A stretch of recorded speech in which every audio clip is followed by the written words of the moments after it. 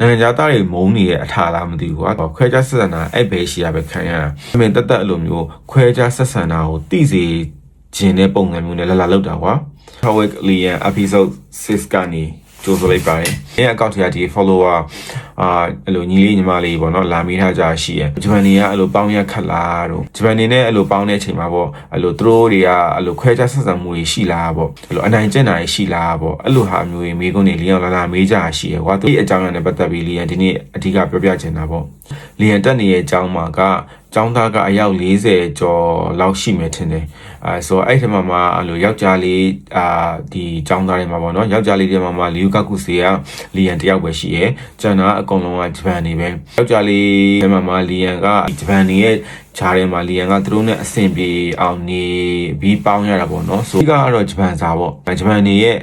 သူတို့ရဲ့ပေါင်းသင်းဆက်ဆံရေးတွေကိုကောင်းကောင်းကိုနားလည်ထားဖို့လိုတယ်ကွာအတန်းနဲ့မှာဆိုရင်ကွာလီယံနဲ့ခင်တဲ့သူတွေကအများများတယ်ဆောနာလို့ပြောရလေလီယံအဲ့လိုခွဲခြားဆက်ဆံတာခံရဘူးလားဆိုတော့ဒ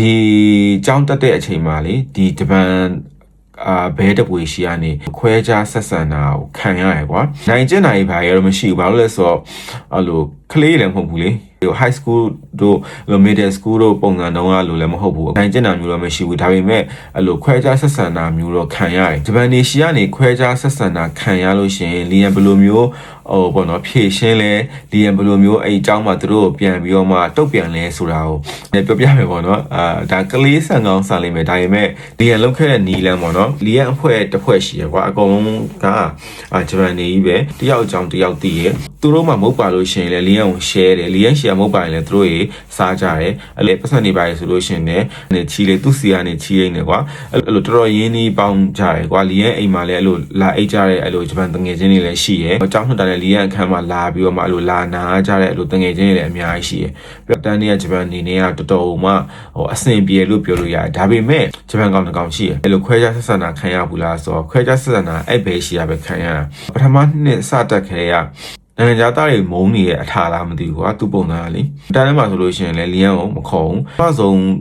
ကျောင်းဆက်တက်တဲ့အချိန်တုန်းကလီယံတို့ရအဲ့လိုမျိုးတယောက်နဲ့တယောက်အဲ့လိုမျိုး communication ကောင်းကောင်းလုပ်နိုင်အောင်ဆရာမရအဲ့လို group တွေဖွဲ့ပေးတယ် discussion တွေလုပ်တယ်ပြီးရင်အဲ့လို activities တွေအများကြီးလုပ်ပြီးတော့မှတယောက်ရင်းနှီးအောင်လုပ်ပေးကြရကွာအဲ့လို group activities တွေလုပ်တဲ့အချိန်ကြလို့ရှိရင်လေသူနဲ့လီယံနဲ့တွေ့တဲ့အချိန်ကြလို့ရှိရင်ကျန်တဲ့တစ်ဖွဲ့မှာ5-6လောက်ရှိရမလားသူကလီယံစကားမပြောဘူးလီယံကသူ့စကားပြောဖို့အဲ့လိုနှုတ်ဆက်ဖို့ကြည့်လိုက်တယ်ဆိုလို့ရှိရင်အဲ့လိုချက်ချင်းမျက်နှာလွဲသွားမျိုးရှိရကွာအဲ့လိုမျိုးစတွေ့ကြရ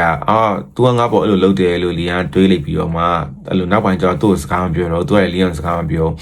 ာအတန်းမှာအဲ့လိုလီယံတို့ကအဲ့လိုစတင်အဲ့လိုဝိုင်းဖွဲ့ပြီးတော့မှတင်ရတာလေတင်ရတော့လီယံတငယ်ချင်းလည်းသူနေရခင်တယ်ခင်တော့အဲ့လိုနားကျင်နေပါလေဆိုလို့ရှိရင်သူကလာပြီးတော့မှလီယံတငယ်သူမဟုတ်ပါလာရကွာအဲ့လိုမျိုး snack လေးပါလာလို့ရှိရင်တခြားလီယံတငယ်ချင်းတွေအကုန်လုံးစားအောင်မလားဆိုလိုက်ကြည့်ဒါပေမဲ့လီယံကိုတယောက်တည်းကွာစားအောင်မလားဆိုတခုမှမမေးလီယံတို့ဒီ group မှာထိုင်နေတဲ့သူ9ယောက်ရှိရင်ကွာ6ယောက်လုံးအကုန်လိုက်မေးလီယံတယောက်ကလွယ်လို့ခြံပြီးတော့မှမမေးဘူးစားအောင်မမေးဘူးစောင်းမွေးပါဖြေဖို့အတွက်အရှိမ impression paper တွေတွားယူရအချိန်ကြလို့ရှင်ကျန်တဲ့သူကအတွားယူပြီးတယ်ကျန်တဲ့သူတွေအတွက်တွားယူပြီးရကွာလီယံတို့ဝိုင်းအတွက်ပါသူကယူလာခဲ့ပြီးတယ်ဒါပေမဲ့လီယံတယောက်တည်းပဲထားခဲ့ပြင်မှာအဲ့လိုရာမန်တွေတွားစားမယ်မလားရာမန်တွေပါတွားစားမယ်မုတ်တွေပါတွားစားမယ်ဆိုပြီးတော့မှသူကကြောင်းမဲ့တွားစားကြမယ်ဘာညာဆိုရင်လီယံတငယ်ချင်းတွေကိုခေါ်တယ်အဲ့လိုမျိုးခေါ်တဲ့အချိန်ကျရင်လီယံတို့က group လိုက်ကြီးထိုင်နေကြရကွာအဲ့ထက်မှလီယံတယောက်ပဲနိုင်ငံခြားသားရှိရကျန်တဲ့သူတွေအကုန်လုံးကဂျပန်နေပဲအဲ့တော့လီယံတယောက်တည်းပဲသူကကွက်ပြီးမခေါ်ဘူးတန်းတဲ့သူတွေကိုခေါ်ရဲကွာမုတ်သွားစားမယ်လိုက်မလားရာမန်သွားစားမယ်လိုက်မလားကြောင်းပြီးလို့ရှင်ဘယ်သွားမယ်လိုက်မလားဆိုတော့မှတယောက်ချင်းစီကိုလိုက်မေးရအမေလီယံကလုံးဝမမေးဘူးနော်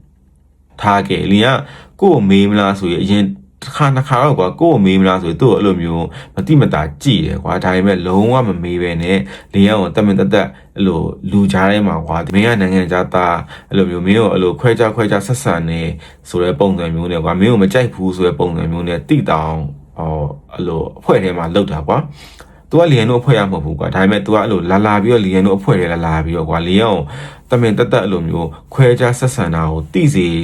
ခြင်းတဲ့ပုံစံမျိုးနဲ့လာလောက်တာကွာ အကယ်၍သာသူအဲ့လိုမလုပ်ဘူးဆိုရင်ကွာသူမုတ်ယူလာရမလားလီယန်တို့9ယောက်လုံးထိုင်နေကွာ9ယောက်လုံးစားပါအောင်လားလို့မေးကွာမေးလို့ရတယ်ဒါမှမဟုတ်လို့ရှင်တနေရာသွားမယ်ဆိုလို့ရှင်လေကွာ9ယောက်လုံးအတူတူမေးလို့ရတယ်ဒါပေမဲ့တော့ तू ကတော့ကြံတဲ့သူအကုန်လုံးလိုက်မေးတယ်နမေခေါ်ပြီးတော့လေ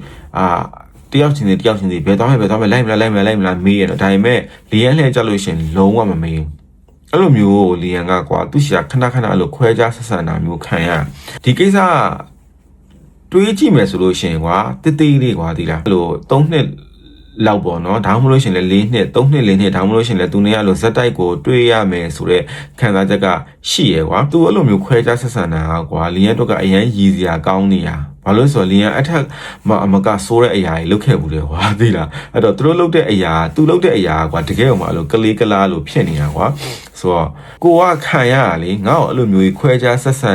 ဘာလားဆိုတဲ့စိတ်နဲ့ဝမ်းနဲ့ရလည်းမရှိဘူးဘာလို့အဲ့လိုလုပ်ရက်တာလဲဆိုတဲ့ခံစားချက်လည်းမရှိဘူးဒါပေမဲ့ကိုဘယ်လိုခံစားရလဲဆိုတဲ့ဟာကိုလီယန်သူ့တော့ပြန်ခံစားစေချင်တဲ့စိတ်တော့ရှိရဒါကလီယန်ရဲ့အဲ့လို behavior ပေါ့နော်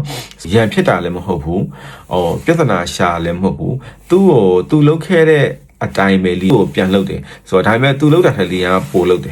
်သူနဲ့လီယန်တငယ်ချင်းတွေနဲ့တခြားသူတွေနဲ့ထိုင်နေတဲ့အချိန်ကိုလီယန်ကစောင့်တယ်စောင့်ပြီးလို့ရှင်သူလုပ်တဲ့အတိုင်းပဲလီယန်တငယ်ချင်းတွေကြိုက်တဲ့အလိုမျိုး snack တွေပါဝယ်သွားတယ်ကွာဝယ်သွားပြီးလို့ရှင်ကျန်တဲ့လီယန်တငယ်ချင်းတွေအကုန်လုံးစောင်းမလားဆိုတယောက်ချင်းစီလိုက်မိရလီယန်အကုန်လုံးကလည်းစားရကွာပြီးရင်သူ့လှည့်ကြိုင်လီယန်လုံးဝမမေးလီယန်မုတ်သွားစားမယ်ဆိုလို့ရှင်လေအကုန်လုံးကိုလေသွားမယ်စားမယ်ဆိုရင်လီယန်အဲ့လိုမျိုးကွာဒီလားအဲ့လို plan နဲ့ပြီးရင် season နဲ့အကုန်လုံးလိုက်ခေါ်တယ်ဒါပေမဲ့သူတယောက်တည်းကြိုင်တယ်မလားသူတယောက်တည်းကိုလီယန်ထားပြီးတော့မှမတိကြအောင်ဆောင်ပြီးတော့မှဒီတိုင်းထားတာကွာโอเคတမယအရာတိုင်းကိုလီယန်သူ့ထက်နည်းနည်းအဲ့လိုမျိုးပို့ဆိုးအောင်မဟုတ်ကွာဒီလားသူကိုလောက်တာထက်ပိုဆိုးအောင်အဲ့လိုပြန်လုပ်ခဲ့တဲ့အရာမျိုးတွေလည်းရှိရကွာအဲ့လိုလုပ်တယ်ငါလည်းသူ့အဲ့လိုပြန်လုပ်ရင်သူအဲ့လိုပြန်ခံစားရမယ်ဆိုတာလီယန်သိစေချင်လို့ကွာနောက်အဲ့လိုလုပ်တာများလာဘာဖြစ်လဲဆိုတော့သူကိုယ်တိုင်ကိုထုတ်ပြောလာကွာရည်ကြီးနဲ့လာမယ်ပြုံးစီနေဆိုတော့လီယန်လည်းပြောလိုက်တယ်ကွာငါဘာလို့လုပ်တာလဲမင်းသိလားလို့ဆိုတော့ तू ကတဲ့ငါတဲ့စပြီးတော့မှအဲ့လိုလုပ်ခဲ့လို့မှတ်လားလုပ်ခဲ့လို့ငါလို့အဲ့လိုပြန်လုပ်တာလို့ဆိုတော့အဲ့ဆိုရင်လည်းကြည်ပြီးရဲ့ဆိုတော့မှအကူကနေစပြီးတော့မှရင်းနှီးအောင်နေကြမယ်ပေါ့ဒါတငယ်ချင်းလောက်ကြမယ်ဆိုပြီး तू အဲ့လိုမျိုးစပြီးပြောတာကွာစပြောခဲ့ရလီယန်နဲ့သူနေရအဲ့အချိန်မှာပြေလည်သွားတယ်ဂျပန်နေစီကနေခွဲခြားဆက်ဆံတာခံရဆိုလို့အဲ့တစ်ခေါက်ပဲရှိဘူးလီယန်ကပဲသူတို့ခွဲခြားဆက်ဆံတာဘာလဲဒီလားသူတို့ကလည်းလီယန်တငယ်ချင်းတွေကအရန်ရင်းလို့ရှင်သူကလည်းလီယန်ကိုအရန်ပြောရကွာလီယန်နဲ့သူကအရန်ပြောရလီယန်တခွန်းမကြံပြန်ပြောတာကြားသားကွာဒီလားဂျပန်နေနဲ့ရှင်လို့ရှင်ဂျပန်နေလောက်ဂျပန်စာမရဘူးကွာဘလောက်ပဲဂျပန်စာတော်ဘလောက်ပဲအနီအချီပဲအောင်တာအင်0ရှိခဲ့နော်အင်0ပဲအောင်တာကွာတကယ်လက်တွေ့မဟုတ်တဲ့အတိုင်းကိုစကားပြောကြတာမဟုတ်ဘူးကွာအဲ့လိုအာနီမဲတွေများများကြည့်တဲ့သူတို့အာနီမဲများမကြည့်လို့ရှင်ကွာသူတို့တုံးတဲ့အဲ့လို slang words တွေသူတို့တုံးတဲ့အတုံးနှုံးတွေတော်တော်မမိတာမျိုးရှိရကွာအဲ့လိုမျိုးအနေထားရမျိုးဆိုတခါညသူတို့ပြောတဲ့စကားလုံးတွေကိုလီယန်ကအဲ့လိုသူတို့တုံးတယ်လို့ slang words တွေပါဆိုလီယန်ကတခါညနားမလဲတဲ့အခါမျိုးကြလို့ရှင်လီယန်ကိုလေအရန်သူကပြောရကွာပြောရင်လီယန်ပြန်ပြောရသူလည်းအင်္ဂလိပ်စာမရအောင်မလားအင်္ဂလိပ်စာကြောတလုံးမမရတဲ့ဟာမျိုးတလုံးမရဘဲနဲ့ဆိုလီယန်လို့သူတို့ပြန်ပြီးတော့ကွာပြန်ပလိန်တာကွာတခါညဘယ်လောက်ထိပလိန်လဲဆိုလို့ရှင်ရန် basic အဲ့လိုမျိုးအင်္ဂလိပ်စာနဲ့ပတ်သက်တဲ့အဲ့လို sentence လေးလီယန်အဲ့လိုရေးပြီးသူတို့ဖတ်ခိုင်းပြီးလီယန်အဲ့အကိုကြည့်တော့သူတို့ရဲ့အတန်တွေကိုလီယန်ကနားထောင်ပြီးတော့ကွာအသိလှောင်တာကွာတယောက်နဲ့တယောက်ကပြောမနာဆိုမနာတန်းထဲမှာတစ်ဖွဲ့ထဲမှာဆိုလို့ရှင်အကုန်လုံးကတယောက်ချင်းလိုက်ပလိန်နေကြဟိုထပ်ပို့ပြီးမှ blame နေအဲ့လိုမျိုးတောသားတွေကိုသိရမလားဒီတောမှာပဲနေပြီးတော့မှဘယ်မှမရောက်ဘူးတဲ့သူတွေတို့ဘယ်နိုင်ငံမှလည်းမသွားဘူးတဲ့သူတွေတို့ဆိုရင်သူတို့သွားပြီးတော့ပို့ပြီးတော့လှောင်နေကွာကိုယ်လာပြောလို့ရှင်မင်းတို့ကအင်္ဂလိပ်စာလည်းမတတ်ဘူးဘယ်နိုင်ငံမှလည်းမသွားဘူးဒီတော့မှပဲနေရတိုကျိုတော်မှတစ်ခေါက်ပဲရောက်ဘူးလားငါတိုကျိုရောက်တာမှ9ခေါက်ရှိနေပြီ10ခေါက်ရှိနေပြီဆိုလင်းကအဲ့လိုမျိုးကွာမရှိရှိရဲ့တေးလေးကိုသိရမလားဂုံဟော်ပြီးတော့မှသူတို့တော်ကြွားတာလာစပလိန်တာလာစပလိန်လို့ရှင်လင်းကသူတို့ပြန်ပြီးသူတို့ထက်10စားလောက်ပြန်ပြောတာကွာအဲ့တော့သူတို့ရှာလဲလေးလာစရာတင်းစရာအများကြီးရှိတယ်အသက်အရွယ်ရလည်းမတိမ်မရင်ပြီးတော့သူတို့လည်းလူကိုလည်းလူသူတို့ဂျပန်နိုင်ငံမှာကိုကဆာလာတင်နေရဖြစ်တဲ့အတွက်ကြောင့်ကိုကသူတို့ထက်ပိုတိုင်လို့ခံစားရတယ်သူတို့က ကိုအောက်ကျစရာလည်းမလိုဘူးသူတို့ကအဲ့လိုကိုယ်လာပြီးတော့မှအဲ့လိုနှိမ်လို့ရှိရင်လည်းခေါင်းငုတ်ခံစရာလည်းမလိုဘူးသူတို့ပြန်နေကွာကိုယ်ကိုပြောရတယ်သူတို့ဆယ်စားပြန်ပြောဒီလားအဲ့လိုပြန်ပြောရင်ပြန်ပြောရင်